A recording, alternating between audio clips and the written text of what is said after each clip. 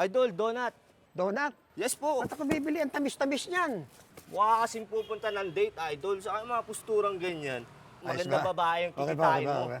Pagka kumuha ka sa akin, mas magiging okay pa. Ano matutulong niya yung tamis-tamis niyan? Idol, dagdag pogi points to. Pagka bumili ka nito, makakakuha ka ng high score mamaya.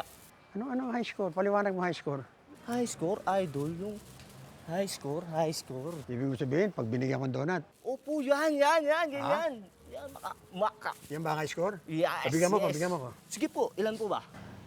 Yes, may dala akong dessert para sa'yo. Naku, ayoko kasi niyan eh. Hindi ako kumakain ng matamis. Masarap to. Oh, sa akin na lang. Palilip, pagpapaliwanag ako. Masasayang ang matamis na matamis kong pag-ibig. Pag-ibig ka dyan. Naku, ayoko talaga. Music tayo, music.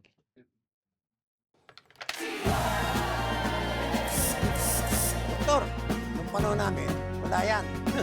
Kunting diskarte lang. Tubig, pahinga, at saka lagundi. Ang tanong lang naman may maaasahan ba tayo sa bagong doktor na yan? Kaya nga ako nandito para kilalanin ng bagong doktor. Bango yung research kita, no?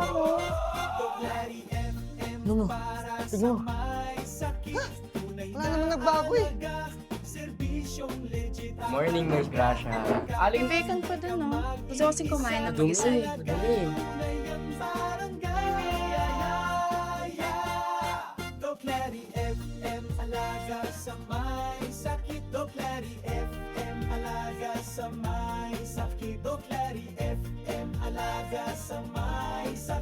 Good morning po. Ako po si Doc Larry.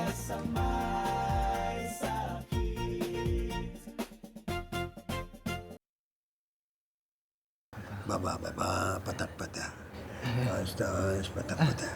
Bakit ba natin ito ginagawa, Mang Doming? Para malaman natin kung sino may kagagawa nito. Ano sa palagay mo?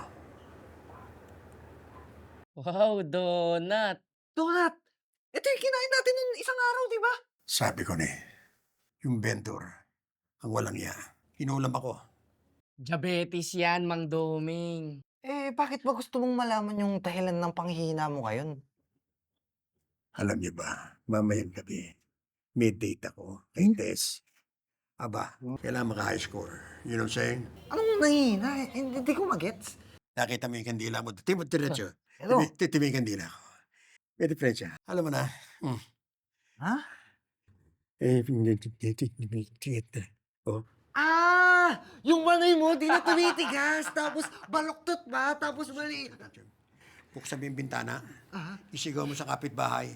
Diabetes nga yan. Yung lola ko may ganyan din eh. Lola mo, may ganito?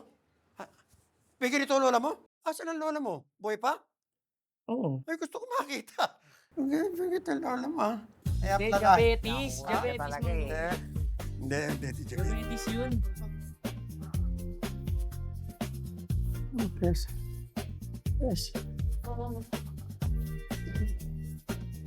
Maraming salamat at inulakan mo ako sa ating pasitong date na ito. Seryoso ka ba na gusto mo ko, Doming? Oo. Katulad mo isang buwan na hinahabol ang araw para lamang tamaan ng dilim. Lumiwanag kahit na hindi pa nakalaan. Kung gusto mo ng bituin, ikukuha kita. Kung gusto mo ng buwan, ipipiraso kita. Ang araw, Huwag yun mainit yun. kung gano'n naman pala na gusto mo ko, Doming, gagawin mo ba lahat ng gusto ko? Lahat. Ang gusto ko kasi, Yes and it is. magpa-check up ka kay Doc Larry. Bakit napunta tayo kay doktor? Alam mo naman, wala akong tiwala sa mga doktor, Tess. Doming, sa akin ka magtiwala. Okay si Doc Larry. Marami na siyang natulungan. Kung gusto mo makaulit ng date, pumunta ka na kay Doc Larry. May second date? Oo. Yun din ang susuot mo? Ay, mas maganda rito. Oh, talaga? Mm. Check. Jade, may diabetes mellitus ka. Alam ba ito ng mga magulang mo? Nabanggit rin sa akin ni Nurse Gracia na may diabetes daw ang nanay at ang lolo mo, kaya mataas ang chance na magkaroon ka rin ito. Naku, Dok. Parang ang bata ko pa po para sa ganyan. Di ba po para sa mga matatanda po yan? Dahil sa lifestyle natin at mga mahilig mo sa matatamis, Kaya prone ka talaga magkaroon ng diabetes. Naku, Dok, anong gagawin ko po? Kaya't nandito kami ni Nurse Gracia para alagaan ang kalusugan mo, pati na rin ang magulang mo. Kaya't importante na sabihin mo ito sa kanila para masuportahan ka rin nila. Okay po, Dok. Ni Nurse Gracia, paalalayan si Jade. Jade, tigil mo yung lollipop ha. Masyadong matamis yan. Para makontrol natin ang blood sugar mo, kailangan mo magbawas ng matatamis. Sige po, dito na po tayo.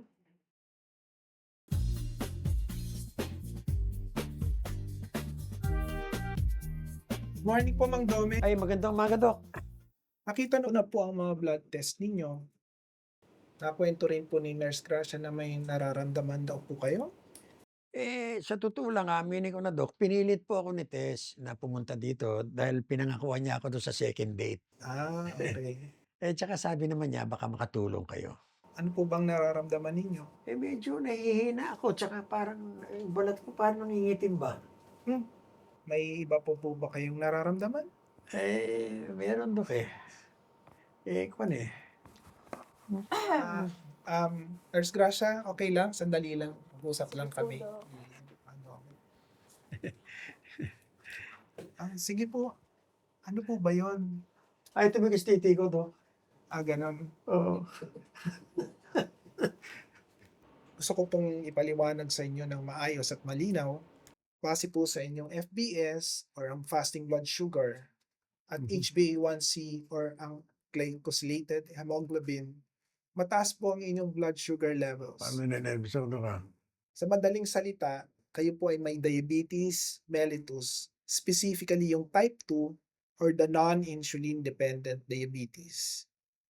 Marami pong sintomas ito tulad ng madalas na pagkauhaw, parating naiihi, matinding pagkapagod, at yun pong tinatawag na erectile dysfunction. Naku, parang masakit pakinggan yan, Pero huwag kayong mag-alala kasi normal po ito sa karamihan ng lalaki na may diabetes, lalo na pag uncontrolled ang blood sugar levels. Pero ang good news po dito, May good news, Dok. meron. Once makontrol natin ang inyong blood sugar levels, posibleng bumalik din po at mag-improve ang inyong kalagayan, pati na rin po ang inyong sexual health. Ang ibig nyo sabihin, Dok? Pwede? High score? Pwede. Oh. Basta, iwas tayo sa matataba, Oo. matatamis, mag-exercise tayo Ay, araw-araw. gagawin ko yan. Kahit brisk walking, okay na yon. At magbibigay po ako ng mga gamot para makontrol ang inyong blood sugar levels. Ay, salamat, Dok. Salamat. Basta iwas tayo sa matatabat matatamis ha. Apo, Dok. Sige, bibigyan ko Ay, salamat ng po, Dok. prescription ha. Mang Doming. Kailangan nyo itong inumin araw-araw. Pero yung high score sigurado yun, ha? Ay, yan. Basta makontrol natin. 10 to 15 minutes bago ka mag-breakfast. Huwag mo lang kakalimutan kumain kasi baka bigla bumagsak naman yung blood sugar mo. Kailangan nyo bumalik sa akin for follow-up check-up ha. Sige Para po. maka-high score ulit. Gusto mo, di na ako alis, Dok, Ito pong reseta ha. Okay po, Dok. Ay, salamat, Dok. Okay po. Asan ang high score dito, Dok? Hindi, kailangan mo nang inumin yan. Oo, Siyempre, sige. bago tayo Okay, maka-high oo. score. Pag yan natusulat yun, hindi ko maintindihan. Sulat ng doktor eh. Ay, pero may high score, ha? Meron yan. Okay, na importante, eh. Sige ho. Salamat. Sige po.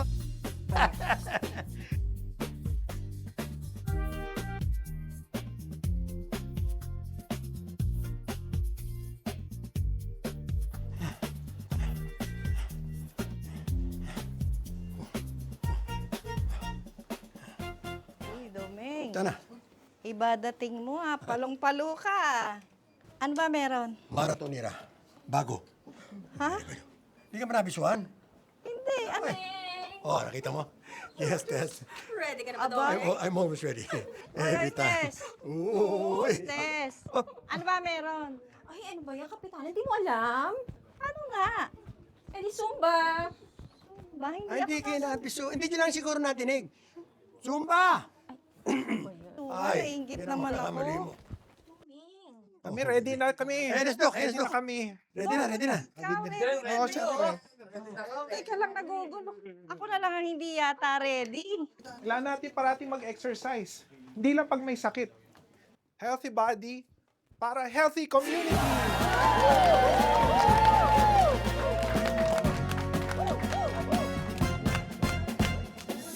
sa Barangay Biyaya, may kalinga at malasakit. Si Doc Larry ang kasama, pag-asa ay legit. Masaya ang puso, may pag-asa bawat araw. Pamilya'y prioridad, pagmamahal ay walang kapantay. Doc Larry FM para sa may sakit. Tunay na alaga, serbisyong legit. Aalagaan ka, hindi ka mag-iisa. Alagang tunay ang barangay Biyaya. Doc Larry FM, alaga sa may sakit. Doc Larry FM, alaga sa may sakit. Doc Larry FM, alaga sa may sakit. Doc Larry FM, alaga sa may Ang barangay ina ng biyaya ay laging may pag-asa. Idol kita, Doc!